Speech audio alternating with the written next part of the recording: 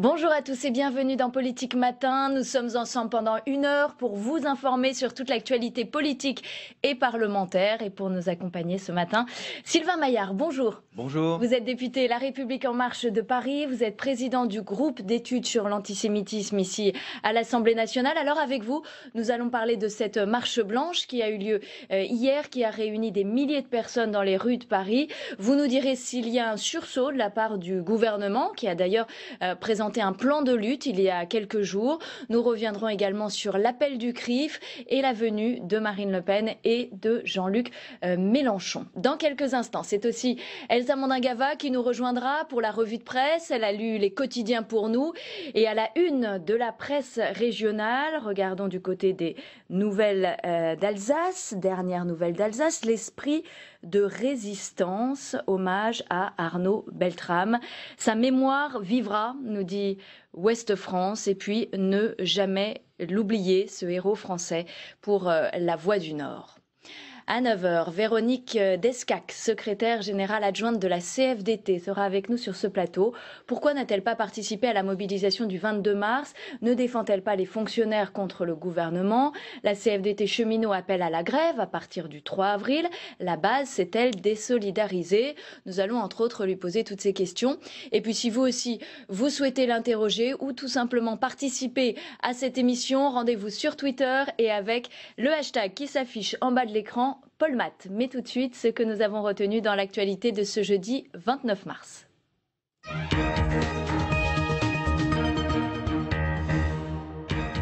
Au lendemain de l'hommage national à Arnaud Beltrame, le Premier ministre assistera aux obsèques des victimes à Carcassonne en présence de Gérard Collomb et Nicole Belloubet. Une messe sera donnée dans le village du colonel, héros de la nation. Hier, Emmanuel Macron a prononcé son éloge funèbre dans la cour des Invalides et dénoncé l'obscurantisme. On l'écoute. Ce que nous combattons, c'est aussi cet islamisme souterrain qui progresse par les réseaux sociaux, qui accomplit son œuvre de manière invisible, qui agit clandestinement sur des esprits faibles ou instables, trahissant ceux-là même dont il se réclame, qui sur notre sol endoctrine par proximité et corrompt au quotidien. C'est un ennemi insidieux qui exige de chaque citoyen, de chacun d'entre nous, un regain de vigilance et de civisme. Et hier, des dizaines de milliers de personnes ont défilé contre l'antisémitisme en mémoire de Mireille Knoll, tuée parce qu'elle était juive. Une marche blanche qui a réuni politiques, personnalités et anonymes. Jean-Luc Mélenchon et Marine Le Pen, qui n'étaient pas souhaités, s'y sont rendus quand même. Ils ont été évacués sous les huées. Le secret des affaires mieux encadré, les députés ont voté hier en première lecture une proposition de loi pour protéger les entreprises. Le texte, qui transpose une directive européenne de juin 2016, a été approuvé par la droite. La gauche l'a jugé trop restrictif et attentatoire à la liberté d'informer. On commence bien sûr par notre dossier du jour et par ces milliers de personnes réunies à Paris hier contre l'antisémitisme. Ils ont défilé de la place de la Nation jusqu'au domicile de Mireille Knoll dans le 11e arrondissement. Dans le cortège, des ministres, mais aussi des hommes du spectacle et des anonymes. Jean-Luc Mélenchon et Marine Le Pen, dont la venue n'était pas souhaitée par le CRIF, s'y sont rendus. Ils ont quitté la manifestation sous les huées. Sophie Béchir, Alice Rougerie, Loris Boischaud et Dominique Fauvel. Imams et représentants de la communauté juive réunis, républicains et socialistes côte à côte, arrivée des membres du gouvernement groupés. Pour cette marche blanche, l'esprit est au rassemblement et à l'unité. On va être là, nous, pour réaffirmer ce que sont les valeurs auxquelles on croit et qu'il faut plus que jamais défendre. Celles qui consistent à lutter contre l'antisémitisme, sous toutes ses formes, mais de manière résolue, continue, parce qu'on sait que ça ressurgit malheureusement au travers de drames. Lutter contre le racisme aussi de manière générale. Un rejet de l'antisémitisme qui s'affiche aussi sur les panneaux dans la foule des anonymes. Hier soir, ils étaient plusieurs milliers à venir rendre hommage à Mireille Knoll. Il y a eu des drames quand les mômes se sont fait descendre à bout portant dans l'école juive. Les gens ne sont pas descendus dans la rue. Quand il y a eu Halimi, les gens ne sont pas vraiment descendus. Quand il y a eu la vieille dame qui a été défenestrée il n'y a pas si longtemps que ça, parce que juive, les gens ne sont pas descendus. Donc là, quand même, ça réconforte qu'on voit qu'il y ait des gens dehors. C'est horrible. Je veux dire, non seulement elle a échappé, la pauvre, à la Shoah, mais elle termine sa vie comme ça. Et puis bon, il y en a un petit peu assez de toutes ces tueries en France. C'est pas possible. On ne peut pas rester comme ça. Une union perturbée par l'arrivée de Marine Le Pen et Jean-Luc Mélenchon. Le CRIF avait fait savoir qu'il ne souhaitait pas leur présence. Face aux cris et aux échauffourées, Jean-Luc Mélenchon, entouré de députés de la France Insoumise, est exfiltré. Marine Le Pen, elle, résiste et fait face à ses opposants, comme on peut l'entendre sur cette vidéo amateur. Marine Le Pen, pourquoi vous êtes venue aujourd'hui, s'il vous plaît? Pourquoi êtes-vous venue? Merci d'être venue. Je suis venue parce que je suis à la place. Mais après les huées, le temps du recueillement, la marche blanche s'est achevée devant le domicile de Mireille Knoll, où des centaines de roses ont été déposées. Sylvain Maillard, vous étiez vous aussi à cette marche blanche dans la manifestation. Est-ce que Marine Le Pen et Jean-Luc Mélenchon devaient s'y rendre selon vous? Francis Khalifa, le président du CRIF, a souhaité la veille de la marche blanche que Marine Le Pen, en fait que la France Insoumise et que le Front National ne fassent pas partie du cortège. Il est en fait, je ne veux pas être le porte-parole du CRIF, mais il faut rappeler aussi la réalité des choses. C'est que il y a quelques semaines, au dernier dîner du CRIF, Francis Khalifa a tenu ces mêmes propos en disant que l'antisémitisme moderne, quelque part, c'était l'antisionisme. En tout cas, cette nouvelle forme d'antisionisme qui sont largement diffusées au sein de la France Insoumise, mais aussi au Front National, était une forme nauséabonde d'antisémitisme. Et donc, il est cohérent quelque part avec sa position. Et donc, comme le CRIF et c'est eux qui ont lancé cette marche blanche, c'était assez logique en fait qu'il porte cette parole. La réalité, c'est que cette marche blanche. C'est pas ce que dit aujourd'hui Marine Le Pen ou Jean-Luc Mélenchon. Oui, non, mais ils sont dans une opposition très claire. Cette marche blanche a pris et c'est tant mieux, une dimension nationale qui probablement à l'origine de l'idée de la marche blanche. Mais une tournure politique quand même. Est-ce que le CRIF n'a pas volontairement politisé aussi ce cortège, cette manifestation, cette organisation? Non, mais c'est le rôle du CRIF de lancer un appel en disant rendez-vous compte de ce qui se passe. Donc ça, c'est logique. Après, c'est une marche nationale. Et donc, dans la mesure où c'est parti, il y a eu un vrai écho, un vrai appel. On était très nombreux hier dans les rues de Paris. Et donc, c'est vrai que dans ce cadre-là, quand il y a un appel à descendre dans la rue, que l'ensemble de la population, l'ensemble des députés soient là. Est-ce que cette organisation, c'était l'organisation du CRIF, ou est-ce que c'est une marche blanche où tout le monde peut venir, tout le monde peut descendre, comme on l'a vu, des milliers de personnes aussi? À l'origine, c'était la marche, c'est le CRIF qui a créé qui a monté cette marche, organisé cette marche, pardon, mais c'est devenu une marche nationale, et tant mieux parce que nous étions très nombreux à dire c'est pas possible qu'en 2018 à Paris on en soit encore là, dans une barbarie incroyable. Il y a un sursaut là, un sursaut républicain, un sursaut gouvernemental. On a vu beaucoup effectivement de politiques, de ministres dans ce cortège. Pourquoi là, maintenant précisément? Je crois peut-être un peu plus que pour Sarah Halimi il y a un an. Clairement, d'abord pour Sarah Halimi, le caractère antisémite a mis des mois et des mois à être reconnu par la justice. Alors que là, immédiatement, on l'a reconnu. Déjà, on voit un vrai changement de mentalité. Mais la réalité, c'est que, entre autres sur Internet, nous sommes en France, mais partout dans le monde, submergé de flots, entre autres antisémites, mais d'une façon générale d'une violence sur les réseaux qui ne fait que s'accélérer. Il y a une résurgence de l'antisémitisme en France. C'est une traduction de la haine globale, de toutes les haines globales qui sont véhiculées, qui ont trouvé comme porte-parole Internet avec les réseaux sociaux, et donc on arrive à une situation qui est devenue insupportable avec de jeunes terroristes français qui se comportent de façon de plus en plus barbare, mais aussi d'une délinquance de tous les jours, qui portent des coups de couteau, qui brûlent des corps pour voler un peu d'argent. Enfin, on est devenu dans une situation incroyable. Donc il faut arrêter, il faut sortir de ce déni qui a été, je crois, un peu Mais quand on regarde les chiffres... Le cas en France, pendant quelques années, depuis quelques années, sur, entre autres, l'antisémitisme, mais toutes les haines de toute façon générale.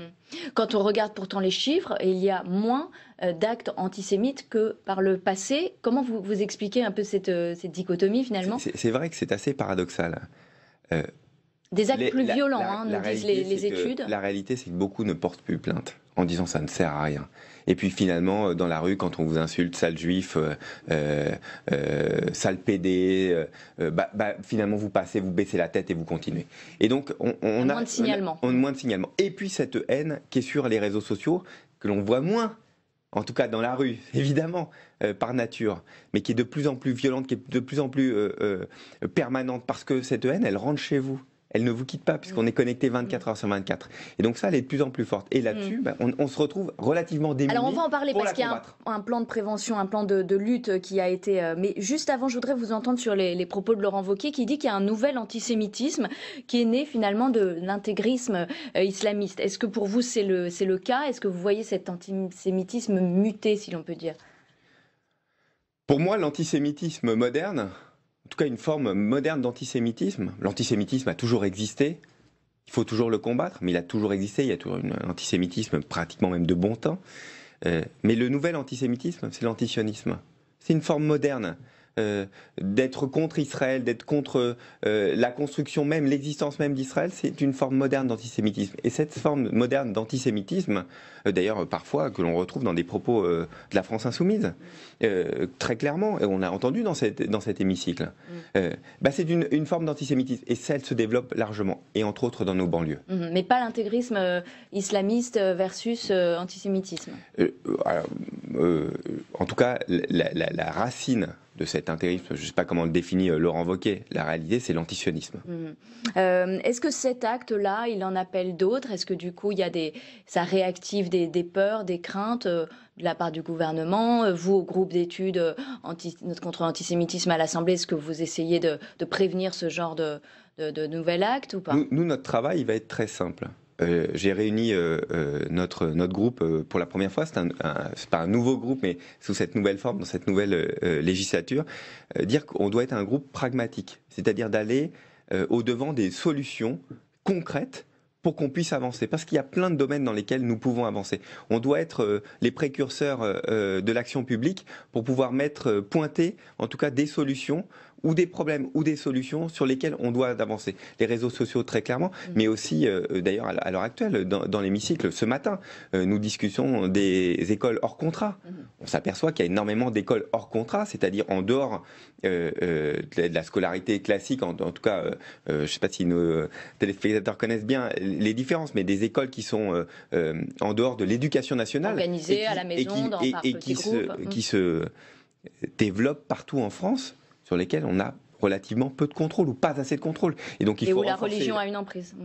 La religion, parfois, dans ces écoles-là, il peut y avoir Montessori, il peut y avoir des nouvelles pédagogies qui sont très bien. Mais on a aussi des écoles avec d'autres idéologies. Avec des idéologies qui ne sont pas assez contrôlées. Et c'est pour ça que nous votons d'ailleurs cette proposition de loi pour améliorer le système. Alors, le gouvernement veut légiférer, vous l'avez dit, pour interdire la diffusion de propos racistes ou antisémites sur les réseaux sociaux. Un plan de lutte a été annoncé il y a quelques jours. Il prévoit un certain nombre de dispositions qui nécessitent de changer la loi au niveau européen. Les précisions de François Chevret.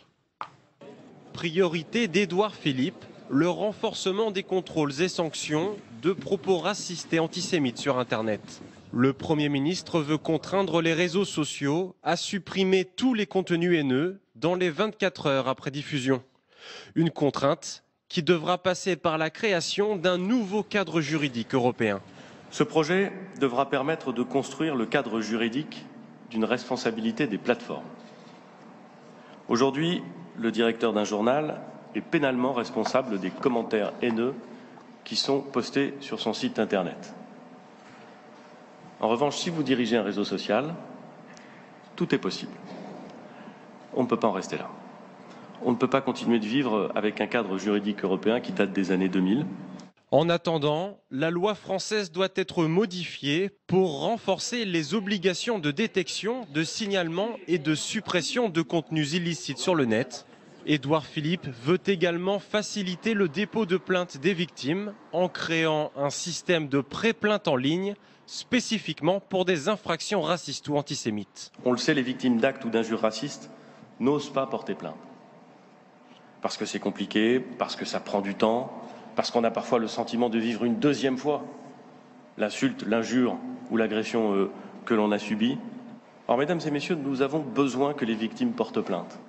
Sans plainte, pas d'enquête, pas de responsable, pas de sanction, seulement un acte.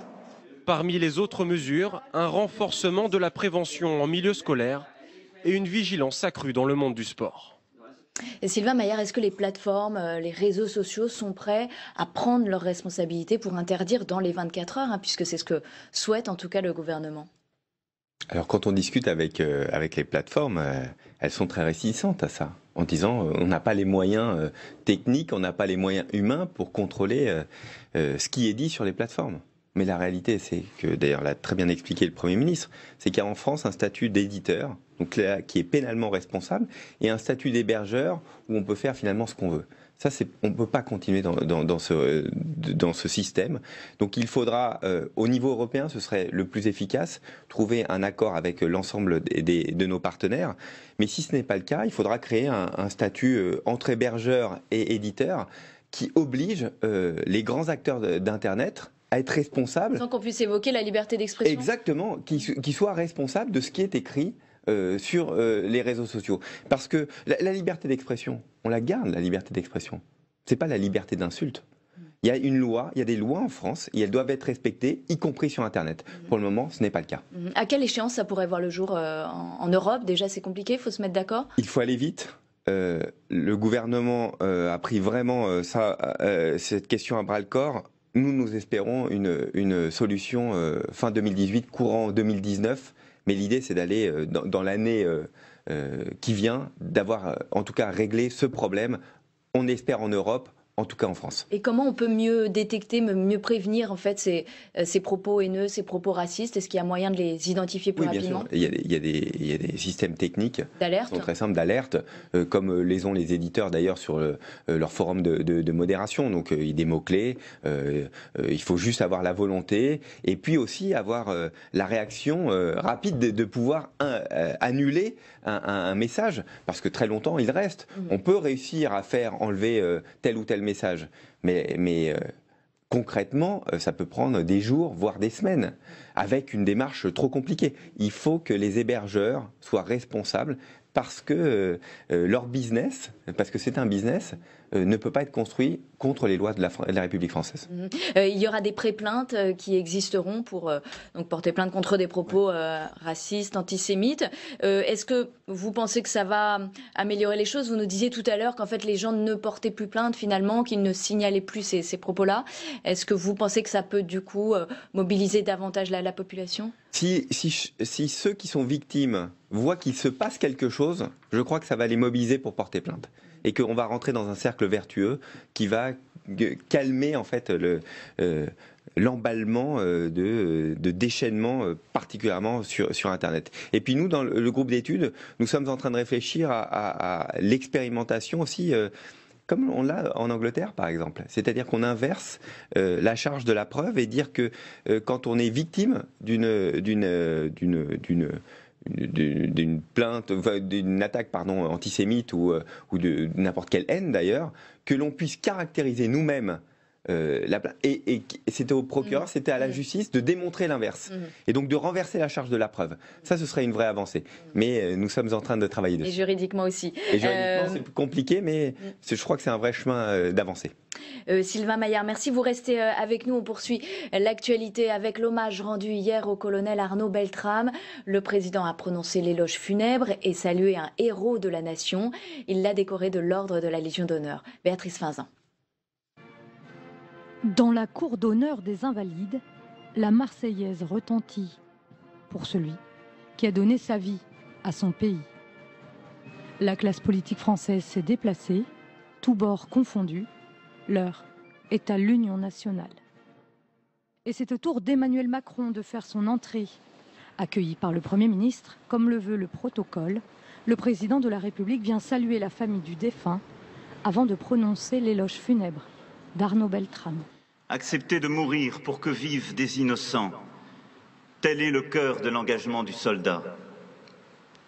Être prêt à donner sa vie, parce que rien n'est plus important que la vie d'un concitoyen.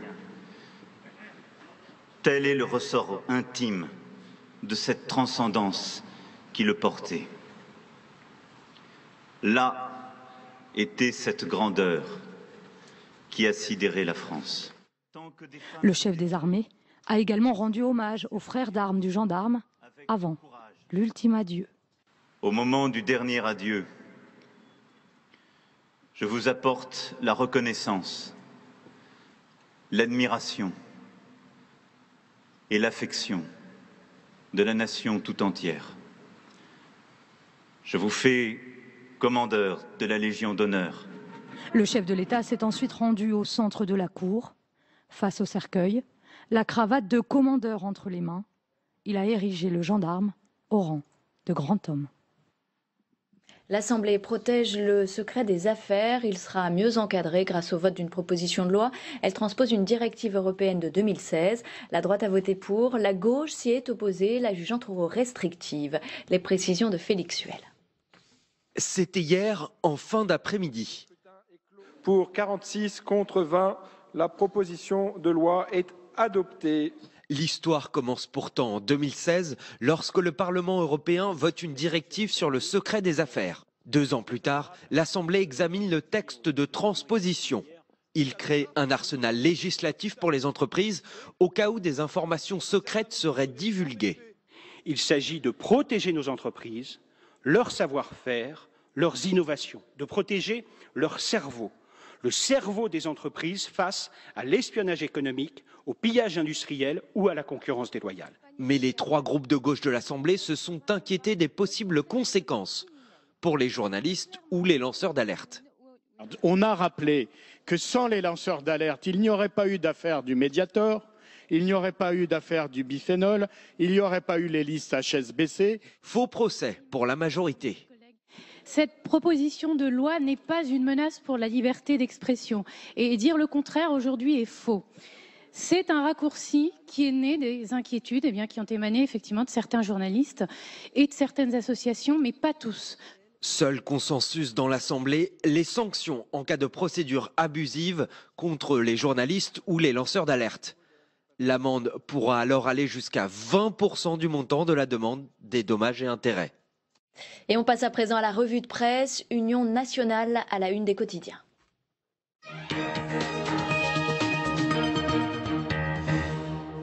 Et c'est Elsa Mandingava qui nous a rejoint sur ce plateau. Bonjour Elsa. Bonjour Brigitte. Alors Elsa, à la une des quotidiens régionaux, d'abord l'hommage national rendu à Arnaud Beltrame.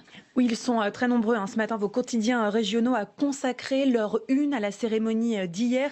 Regardez par exemple les dernières nouvelles d'Alsace. Le titre invoque l'esprit de résistance avec une photo du cercueil d'Arnaud Beltrame entrant dans la cour des Invalides. Ouest France avec ce titre, sa mémoire vivra. On y voit le président de la République devant le cercueil d'Arnaud Beltrame, fait commandeur de la Légion d'honneur à titre posthume. Enfin, La Voix du Nord demande de ne jamais l'oublier avec une photo du convoi funéraire quittant le Panthéon hier matin avant de se rendre aux Invalides.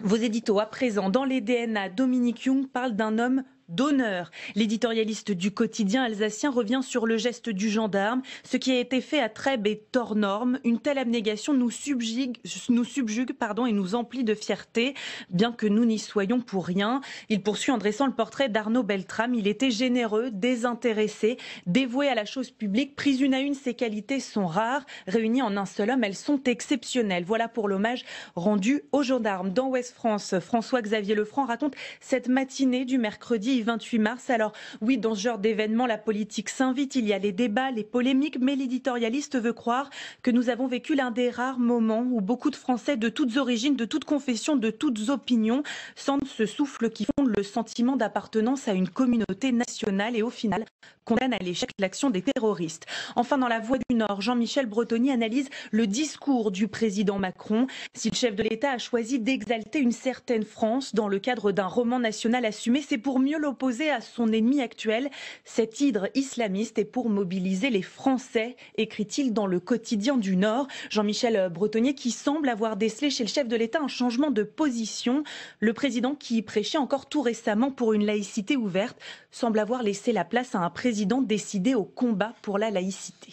Un combat pour la laïcité, c'est ce qu'il fallait comprendre dans le discours du président hier. Vous étiez bien sûr aux Invalides, Sylvain Maillard. Oui, je crois que c'était un des moments forts. Et pour nous tous, la nation, probablement encore plus particulièrement ceux qui étaient dans la cour des Invalides, un moment d'une incroyable intensité. On a été, vous l'avez très très bien dit, on était très fiers d'être Français hier. Très fier de l'acte de courage. Je me souviens d'un mot du président, entre autres, qui disait d'un seul coup, l'un d'entre nous s'est levé. Et je crois que ça sera un tournant. Je crois que il a très comparé au grand héros de la résistance Exactement, française. C'est un tournant qui d'un seul coup montre que le héros, d'ailleurs on a complètement oublié le nom du terroriste, que le héros c'est celui qui s'est levé. Et cette fierté que l'on a ressentie, parce qu'il s'est levé, je crois que cette étincelle ne s'éteindra pas. On poursuit, Elsa, avec un tout autre sujet à la une de la presse aujourd'hui. C'est cette stratégie française en matière d'intelligence artificielle qu'Emmanuel Macron doit dévoiler cet après-midi. Exactement. Comment la France peut-elle tirer son épingle du jeu face aux Chinois et aux Américains? Eh bien, avant de rendre ses conclusions cet après-midi, l'Élysée a fait appel au mathématicien et député Cédric Villani. Ses recommandations sont à retrouver dans le Figaro et dans les Échos. Dans le quotidien de droite, il prévient, ce n'est pas forcément grâce à un Google européen que la France et l'Europe pourront se faire une place sur la scène mondiale de l'intelligence artificielle. Elles doivent inventer un modèle spécifique. Pour lui, 4 secteurs sont prioritaires pour l'intelligence artificielle: la santé, les transports, l'environnement et la défense. Dans le Figaro, des exemples aussi très concrets de 3 startups qui utilisent l'intelligence artificielle. Des voitures sans chauffeur, par exemple. Dans les Échos, une double page aussi est consacrée à ce sujet. Un plan pour revenir dans la course. Alors, il faut également éviter la fuite des cerveaux qui préfèrent aujourd'hui travailler de l'autre côté de l'Atlantique. Cédric Villani propose de doubler leur salaire, mais bon, ça, il va devoir en discuter avec l'Élysée. On peut retrouver une interview croisée donc du député Cédric Villani et de Mounir Majoubi, le secrétaire d'État au numérique. J'aurais bien aimé que vous nous en disiez encore un petit peu plus sur l'intelligence artificielle, mais on n'a pas le temps. On poursuit, Elsa, avec le Midi Libre qui revient sur les événements de la fac de Montpellier. Oui, violence, l'enquête s'accélère. C'est le titre de l'article du Midi Libre. Petit rappel des faits, dans la nuit du 22 au 23 mars, des hommes cagoulés chassent brutalement des étudiants qui occupaient la faculté. Une expédition punitive. Le but de l'enquête est donc d'identifier les auteurs des violences, mais aussi d'éventuelles complicités. Et l'article parle d'un coup de théâtre avec la garde à vue hier de 2 hommes, le doyen de l'université, Philippe Pétel, et puis il a démissionné depuis, et puis un professeur de droit. Ils sont soupçonnés d'être complices justement de cette expédition. Des gardes à vue accueillis par une pluie d'applaudissements, de hurrahs et de slogans antifascistes, raconte la journaliste Hélène Amirault. En effet, selon les étudiants agressés, le commando était composé de militants d'extrême droite. Et on apprend ce matin que le doyen et le professeur ont été suspendus. On termine avec le dessin du jour, Elsa. Oui, un dessin de CAC dans l'opinion qui revient également sur l'intelligence artificielle. On y voit Cédric Villani prédire demain, on peut même imaginer des robots ministres. Et Emmanuel Macron de s'inquiéter, vous voulez dire des collaborateurs plus intelligents que moi? Voilà pour l'intelligence artificielle. Merci. Merci Elsa pour cette revue de presse. On va sourire encore un petit peu parce que nous n'avons pas résisté à l'envie de vous montrer ce fou rire qui a eu lieu hier dans l'hémicycle. C'est Agnès Buzyn, la ministre des Solidarités et de la Santé, qui l'a eu parce qu'elle a traité les députés de retraités en voulant répondre à une question. Regardez et surtout tendez l'oreille, c'est drôle. Monsieur le Président, Mesdames et Messieurs les retraités, Monsieur le député Jean-Philippe Ni.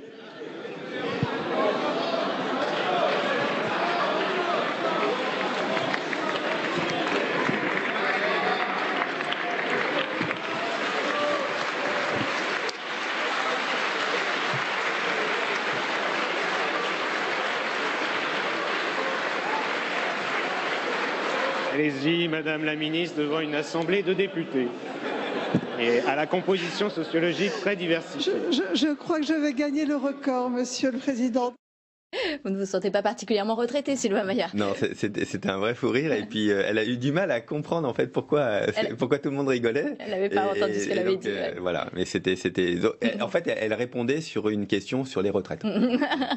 Merci à vous, Sylvain Maillard, d'avoir été avec nous ce matin. Député La République En Marche de Paris, président du groupe d'études sur l'antisémitisme à l'Assemblée nationale. Merci, très bonne journée à vous.